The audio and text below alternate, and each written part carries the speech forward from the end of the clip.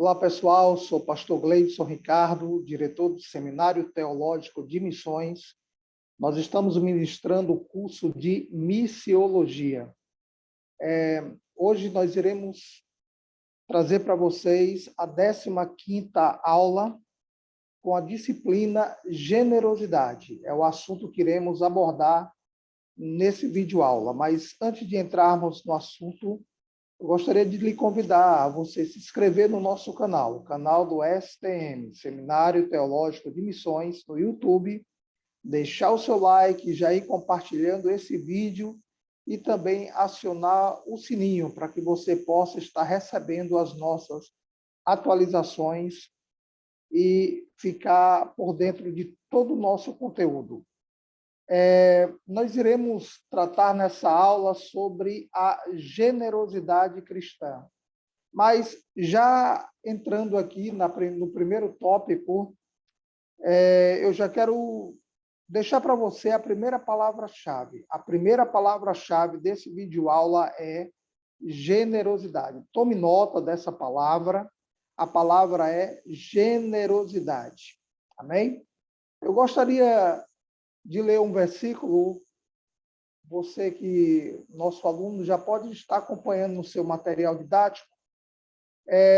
Nosso primeiro texto está em Salmos, capítulo 19, versículo 1 e 2, que diz assim: Os céus declaram a glória de Deus e o firmamento anuncia a obra das suas mãos. Um dia faz declaração a outro dia, e uma noite demonstra sabedoria a outra noite. Através desse salmo, aprendemos que a criação de Deus, os céus e a terra, é a criação de Deus. Primeiro, declaram a glória de Deus, proclamam a obra das suas mãos, derramam discursos e demonstram conhecimento. Ou seja, a criação está declarando, proclamando, derramando e demonstrando atributos de Deus. Né? Declara a glória de Deus, proclama a obra das suas mãos, derrama um discurso, pronuncia os discursos e demonstra o conhecimento. Podemos aprender com a criação de Deus se a examinarmos cuidadosamente, assim como há leis físicas que trazem a ordem ao caos do universo. Deus também colocou em movimento leis espirituais que governam a vida. Uma delas é a lei da generosidade. Veja esse texto de 2 Coríntios, capítulo 9, versículo 6. Digo isto, que o que semeia pouco, pouco também ceifará. E o que semeia em abundância ceifará. Veja o resultado da lei da semeadura aqui dentro desse texto. Essa é uma lei física. Né? Aquilo que se planta, se colhe. Dentro dessa lei da generosidade, quanto mais você plantar, semear, maior será a sua colheita. O que semeia em abundância também ceifará. Tem muitas pessoas que até semeiam, mas não semeiam com o coração generoso, né? Usando a lei da generosidade, e por isso muitas pessoas têm semeado e não têm colhido, porque falta a generosidade na hora da semeadura. Quando nós semeamos, nós colhemos. Tudo aquilo que o homem plantar, ele também ceifará, disse o Senhor Jesus. Tá? A sociedade, na letra A do nosso material didático, falando sobre a generosidade, a lei da generosidade. Na letra A, na qualidade de sócios de Deus. Quando semeamos, quando usamos a generosidade, nós somos sócios de Deus na sociedade. Veja esse texto de 1 Coríntios, capítulo 3, versículo de número 9. Porque nós somos cooperadores de Deus, vós sois lavouras de Deus e edifício de Deus. Veja o que o apóstolo Paulo está falando aos coríntios. Que somos cooperadores de Deus, somos lavouras de Deus, ou seja, Deus vai produzir através da nossa vida. A abundância virá através da nossa vida. É importante compreendermos onde se encontra a nossa responsabilidade diante dessa situação, como cooperadores de Deus, como sócios de Deus. Primeiro, a posse é com Deus. Veja o que diz em Salmos, capítulo 24, versículo de número 1. Do Senhor é a terra e a sua plenitude, o mundo e aqueles que nele habitam. Não somos donos, e sim mordomos. Toda posse é com Deus. Deus é dono de todas as coisas. Temos a grande ilusão de possuirmos alguma coisa aqui nessa terra. Na verdade, da forma como nós viemos para esse plano, também voltaremos. Como disse Jó, nu eu vim e nu irei voltar. É? Então, todas as coisas pertencem a Deus. E Deus os confia como seus servos, como seus mordomos, para que possamos cuidar dessas coisas que ele nos confia, desses bens que ele nos confia, durante um período transitório, que é esse período de transição em que nós estamos aqui na Terra. Não somos dono, nós não somos dono de nada, e sim mordomos. Toda posse, Deus é dono de todas as coisas. Toda e qualquer coisa criada, viva ou não, em última análise, pertence a Ele, pertence a Deus. Inclusive, qualquer coisa material ou imaterial que possamos ter pessoalmente nessa vida, posses, carreiras, famílias, todas as coisas pertencem a Deus. Ele nos deu todas essas coisas para delas desfrutarmos. Veja o que Paulo fala a Timóteo no capítulo 6 e versículo 17 de 1 Timóteo. Ordene aos que são ricos no presente mundo que não sejam arrogantes, nem ponham sua esperança na incerteza da riqueza, mas em Deus, que de tudo nos provê ricamente para a nossa satisfação. E quando percebemos que ainda pertencem a Deus, podemos descansar com a certeza de que Deus também tem a responsabilidade final sobre ela. Ou seja, nós não temos que estar preocupados com coisas materiais, com a família. Precisamos confiar inteiramente a Deus, porque tudo que temos é de Deus. Deus é o dono de tudo. A sua família pertence a Deus, a sua vida pertence a Deus, a minha vida pertence a Deus. A Deus. Então, precisamos ter essa confiança de que o dono de todas essas coisas irá cuidar. Né? Então, precisamos ter essa fé, precisamos ter essa confiança, sabendo que Deus é o dono de todas as coisas. Deus tem a posse da minha vida e da sua vida, e é Ele que cuida daquilo que é dele. Segundo lugar, a mordomia é conosco. Não somos donos, mas sim mordomos.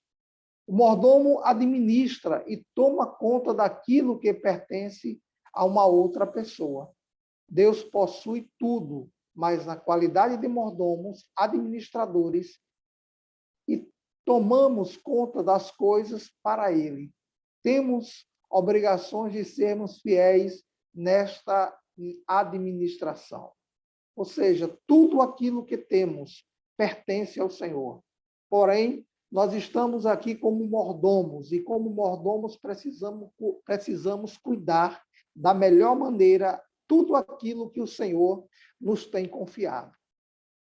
O Senhor nos responsabiliza na tarefa especial de administrarmos e tomarmos conta das coisas que Ele nos deu. Conforme Mateus, capítulo 25, versículo 14 ao versículo 30. Quando compreendermos o relacionamento patrão-mordomo que desfrutamos com as propriedades de Deus, então torna-se mais fácil darmos diante de Deus a nossa administração como mordomos. Cobre toda e cada coisa que nos pertence. Ou seja, quando compreendemos que todas essas coisas não são nossas, mas são de Deus, fica mais fácil para nós podermos entregar a Deus aquilo que lhe é de direito, aquilo que é seu. Por exemplo, na letra A, o nosso material didático fala a primeira coisa que precisamos entregar para Deus, em primeiro lugar, a nossa vida. Esse é o primeiro ato que precisamos fazer. Veja o que é que está escrito em Atos dos Apóstolos, capítulo 17, versículo 25.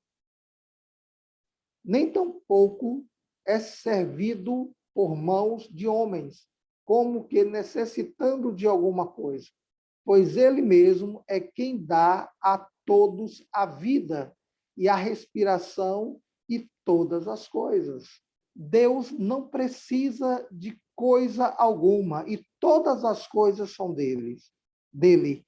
Ele é quem nos dá a vida e ele é quem nos supre todas as nossas necessidades, todas as coisas pertencem a Deus. É ele quem te dá o fôlego de vida, ou seja, a vida que temos porque foi Deus quem nos deu essa vida. Na letra B, o nosso tempo. O nosso tempo. Primeiro, ele é dono da nossa vida e ele também é dono do nosso tempo. Veja o que está escrito em Salmos, capítulo 90, versículo de número 12. Ensina-nos a contar os nossos dias de tal maneira que alcancemos coração sábios. O salmista está dizendo, ensina-nos a contar o tempo, o nosso tempo, até que venhamos aprender a ter um coração sábio. Né? O nosso tempo pertence a Deus. Na letra C, os nossos talentos e capacidades também pertencem a Deus. 1 Pedro, capítulo 4, versículo 10. Veja esse texto comigo. Cada um administre aos outros o dom como o recebeu, como bons despenseiros da multiforme graça de Deus. Na letra D fala as nossas posses. Veja agora o texto de Mateus, capítulo 6, versículo 19 ao 21. Não junteis tesouro na terra, onde a traça e a ferrugem tudo consomem, e onde os ladrões minam e roubam, mas ajuntai tesouros no céu, onde nem a traça nem a ferrugem consomem, e onde os ladrões não minam e nem roubam. Porque onde estiver o vosso tesouro, aí estará também o vosso coração. As nossas posses pertencem a Deus. Devemos juntar tesouros no céu, porque aonde estiver o seu tesouro, ali estará o seu coração. As nossas finanças, na letra E. Veja esse texto de 1 Timóteo, capítulo 6, versículos 6 ao 10 e 17 ao 19. Mas é grande ganho a piedade com contentamento, porque nada trouxemos para este mundo, e manifesto é que nada podemos levar dele, tendo, porém, sustento e com que nos cobrimos, estejamos com isso contentes. Mas os que querem ser ricos caem em tentação e em laço, e em muitas concupiscências loucas e nocivas, que submergem os homens na perdição e ruína. Porque o amor ao dinheiro é a raiz de toda espécie de males. E nessa cobiça, alguns se desviam da fé e se transpassam a si mesmo com muitas dores. Manda aos ricos deste mundo que não sejam altivos, nem ponham a esperança na incerteza das riquezas, mas em Deus, que abundantemente nos dá todas as coisas para dela gozar. Que façam bem, enriqueçam em boas obras, repartam de boa mente e sejam comunicáveis. Que entesourem para si mesmo um bom fundamento para o futuro, para que possam se apoderar da vida eterna. As nossas finanças pertencem ao nosso Deus. Vemos aqui a recomendação de Paulo a Timóteo para não se embaraçar com coisas dessa vida, não juntar tesouro na terra, para que o seu coração não esteja preso naquilo, não esteja preso em bens materiais, mas que devemos juntar tesouros no céu, porque aqui na terra o Senhor nos dará o suprimento para no nosso dia a dia o Senhor nos dará o suprimento que precisamos. A mensagem do evangelho também pertence a Deus. Veja, 1 Coríntios, capítulo 4, versículo 1. Que os homens os considerem como ministros de Cristo e dispenseiros dos mistérios de Deus. Paulo está falando que os homens nos considerem como ministros de Cristo e dispenseiros dos mistérios de Deus. A mensagem do evangelho não é nossa, a mensagem do evangelho é de Cristo, é de Deus. Tudo pertence a Deus. Ainda assim, muitos cristãos relutam em dar dízimo, não importa o quanto possam desejar fazê-lo, mas a ação que libera o cristão, as plenas bênçãos da boa mordomia cristã, é a entrega. Ou seja, o que abre a porta da bênção é você dar. Para você receber, você primeiro precisa dar, precisa ter generosidade. Generosidade, eu não estou falando aqui simplesmente somente da questão do dízimo, mas em todos os aspectos da nossa vida. O missionário, para desenvolver a obra missionária, ele precisa exercer a generosidade. Então, é imprescindível que você, missionário, exerça a generosidade para que você seja bem-sucedido no seu ministério, no ministério da evangelização.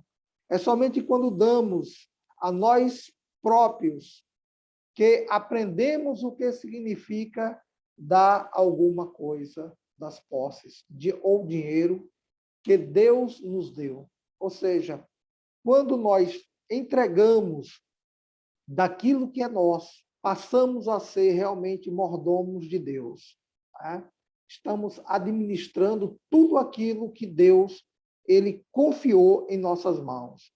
Na letra B do nosso material didático, fala sobre a doação na igreja primitiva. Mas, antes de entrarmos na letra B, eu quero lhe passar a segunda palavra-chave dessa aula, que é a palavra produz. Tome nota dessa segunda palavra, é a palavra produz. Continuando, letra B, a doação na igreja primitiva. Veja comigo esse texto de Atos dos Apóstolos, capítulo 2, versículo 44 e 45. E todos os que criam estavam juntos e tinham tudo em comum, e vendiam suas propriedades e bens, e repartiam com todos, segundo cada um havia de mister. Essa atitude básica dos primeiros cristãos colocou os fundamentos para toda a expressão de doação que deveriam vir mais tarde.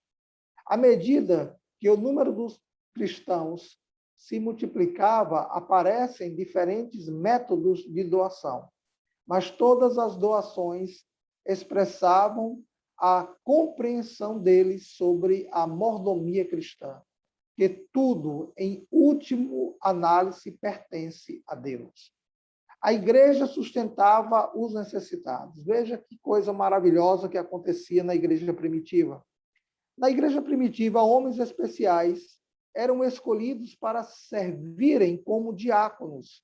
A palavra diácono significa ajudante, significa serviçal, aquele que está a serviço, pronto para servir, servo. Ajudantes na distribuição das ofertas e presentes para as viúvas e necessitados. Veja esse texto de Atos dos Apóstolos, capítulo 6, versículo 1 ao 3. O número dos discípulos. Ora, naqueles dias, crescendo o número dos discípulos, houve murmuração dos gregos contra os hebreus, porque as suas viúvas eram desprezadas no ministério cotidiano.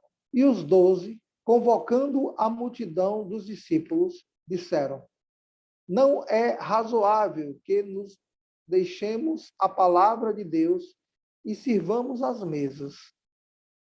Escolhei, pois, irmãos, entre vós, 7 homens de boa reputação, cheios do Espírito Santo e sabedoria, aos quais constituamos sobre este importante negócio. Nós vemos aqui, esses homens transformaram em ministério deles a canalização de todas as doações para onde havia necessidades práticas. Em segundo lugar, as igrejas davam com sacrifício umas às outras. Quando os cristãos judeus de Jerusalém estavam passando por uma escassez e fome, a pobre e sofredora igreja dos gentios os ajudou. Veja esse texto de 2 Coríntios, capítulo 8, versículo 2 ao 3. Como em muita prova de tribulação, houve abundância do seu gozo, e como a sua profunda pobreza abundou em riqueza da sua generosidade. Porque, segundo o seu poder, o que eu mesmo testifico, e ainda acima, seu poder, deram voluntariamente. Vemos nesse texto a igreja dos gentios socorrendo a igreja de Jerusalém. Vemos esse compartilhamento, essa generosidade da igreja gentílica, mesmo sem ter muitas posses, mesmo sem ter muitos bens, mesmo sem ter muita condição de ajudar aqueles que estavam realmente necessitando, mas eles se dispuseram e foram e ajudaram, e exerceram aqui o ministério da generosidade. A igreja sustentava os ministérios itinerantes. O apóstolo Paulo viajava de lugar em lugar, estabelecendo novas igrejas. Em algumas ocasiões, ele trabalhava com as mãos para obter o seu próprio sustento. Veja em Atos dos Apóstolos, capítulo 18, versículo 3, que diz: E como era do mesmo ofício, ficou com eles e trabalhava, pois tinha por ofício fazer tendas. Essa era a função do apóstolo Paulo. Ele, quando havia essa necessidade dele levantar o seu próprio sustento, ele produzia, ele construía tendas para poder se manter no campo, na obra missionária, quando não tinha outros recursos, mas ele viajava de cidade em cidade, as igrejas o ajudavam, mas quando essa ajuda não chegava até ele, não tinha como chegar, ele não parava a obra, ele continuava e fazia as suas tendas, e ali ele levantava o seu sustento.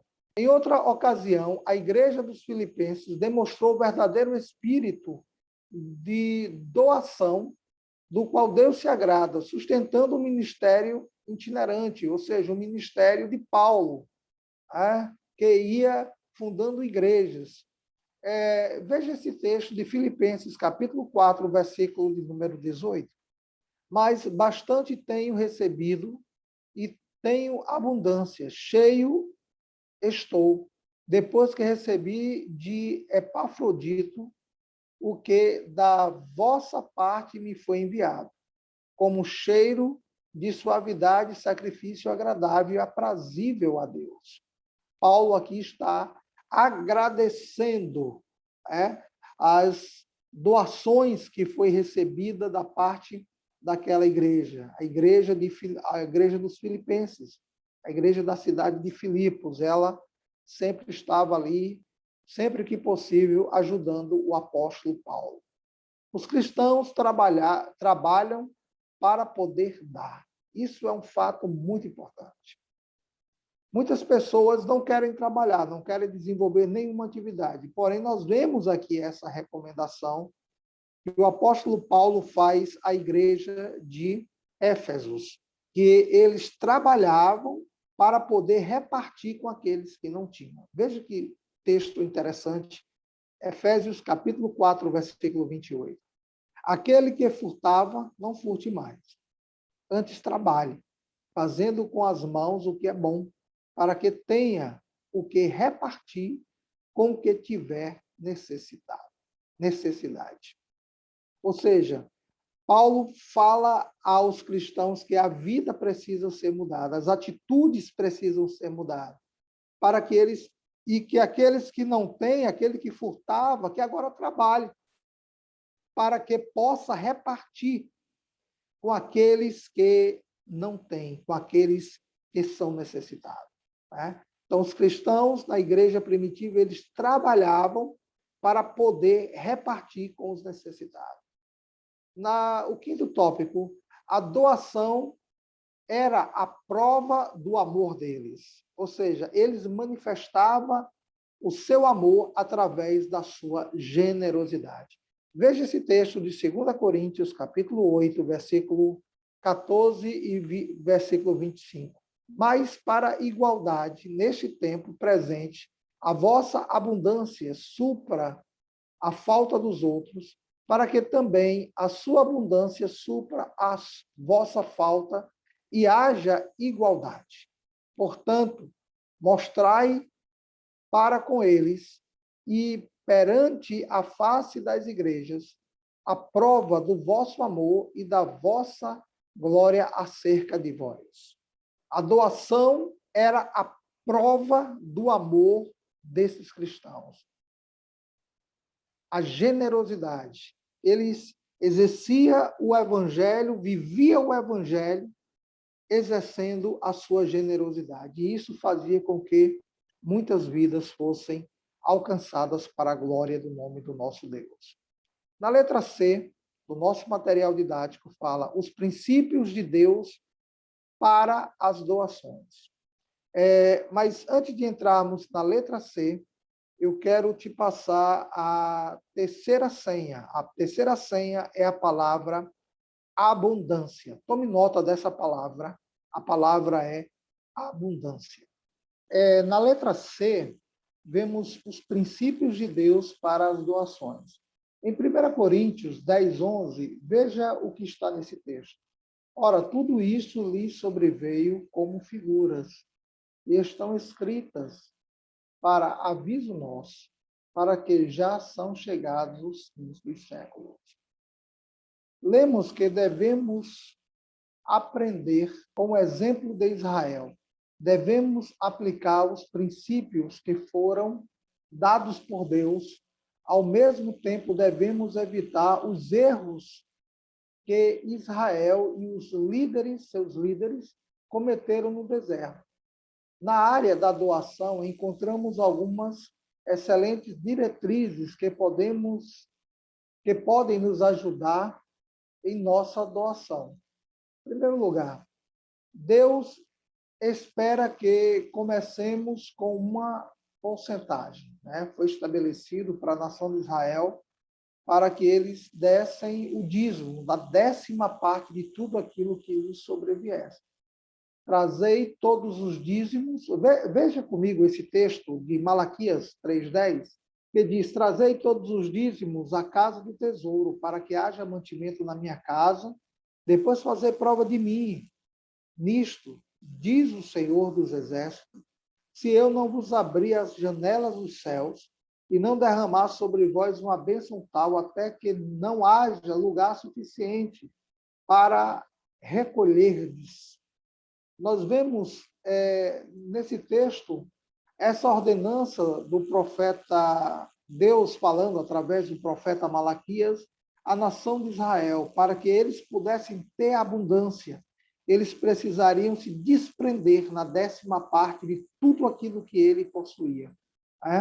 Então, Deus, ele começa aqui com uma pequena porcentagem para aquela nação.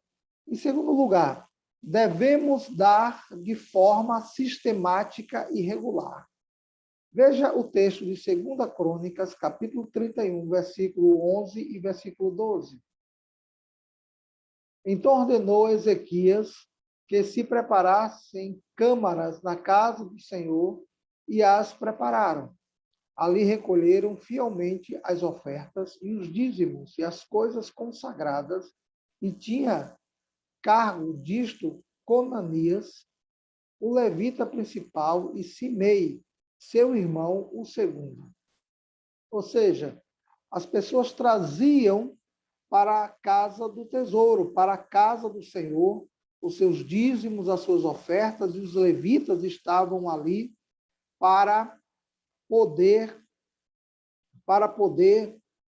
administrar tudo aquilo que era colocado na casa do Senhor. Então, as pessoas davam dízimos e ofertas de forma regular.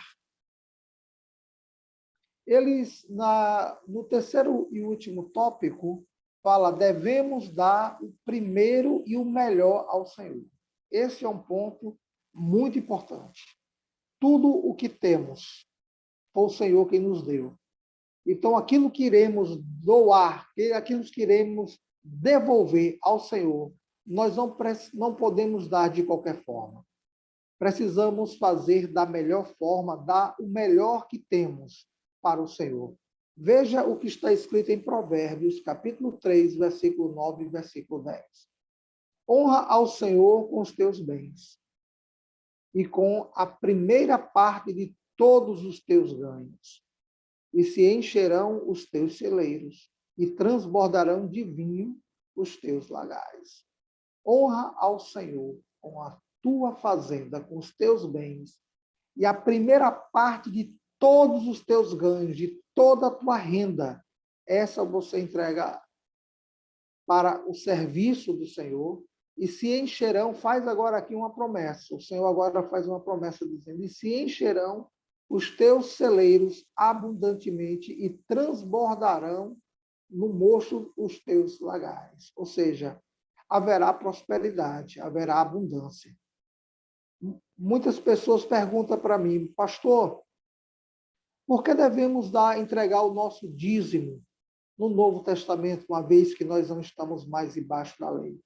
Meus irmãos, antes de concluirmos esse assunto, eu quero colocar para você o seguinte: nós não entregamos o dízimo por uma obrigação, mas nós entregamos o dízimo por gratidão a Deus, mesmo na igreja do Novo Testamento, mesmo na dispensação da graça, no momento em que nós estamos vivendo.